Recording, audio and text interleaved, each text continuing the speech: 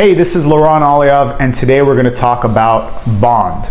Bond is an insurance policy at its heart. So what is bond? Why do we need it? When do we need it? Well, we just said what bond is, but we need it in order to act as the personal representative of an estate. So when someone passes away, to be in charge of that person's money and assets, the court thinks that, well, if I put you in charge, you're just going to run away with everything and go to a different country. How do I know that you're not going to do that? Well, we get an insurance policy in case you do that called a bond. And in order to get that insurance policy, you have to have the proper financials and the proper credit score. It's just like going to get a lease or qualifying for a loan for a house. It's the same sort of process. We look at your credit score, we look at your finances, we look at previous bankruptcies, we look at all sorts of things that you usually see anytime we pull credit.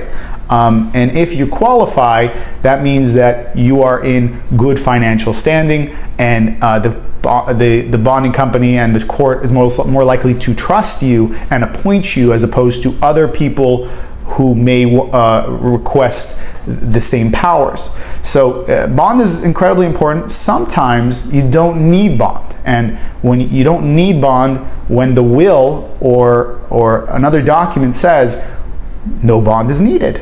But usually when you don't have a will, you don't have that, and you need to go to court, request bond, because there's no other way.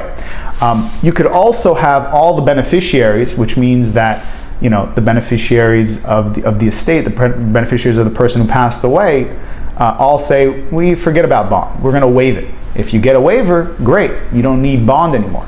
Now, what happens if you can't get a waiver and you need bond and you don't qualify for a bond? What are you going to do?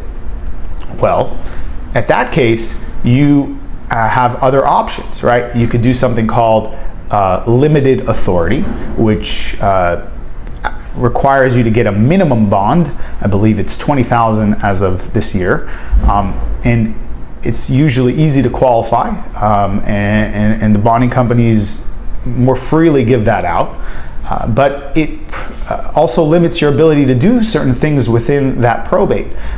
You might not be able to sell property. You might need to put funds into an account that's blocked, so that only when the court orders something can you do it. This will let you be in charge. Obviously, you still get to sign contracts, you still get to open bank accounts, you still get to basically be in charge, but it limits the ability for you to finish this process fast. And that is the ultimate detriment to this whole thing, is that you get to now administer the estate with so many added rules which hinder your ability to actually administer this whole thing efficiently. It just could tack on another year or two to the whole process, because we have to go to court and ask permission every single time we want to do something, or every single time we want to do something important. And so in that case, there's also other options of, maybe you get like a joint person in charge who is qualified, whatever it is, you can do that. But and there's definitely other options, but that's usually the case. It's either you want full authority and you're bondable, or it's waived, the bond is waived, and if not, you go for something called limited authority, which doesn't allow you to buy and sell property. You're going to have to go through one of these things called an auction sale. If you're trying to sell property, it's just a long process to get it confirmed, to get it sold. And then once you get it sold, you need to put the money in a blocked account. The whole thing is just very long and confusing. But those are your options when you're trying to be in charge of an estate. Okay, if you enjoyed the video, your next step is to sign up for the webinar by clicking the link above. And if you have any questions or concerns, go ahead and comment below. Be happy to address them. See you soon.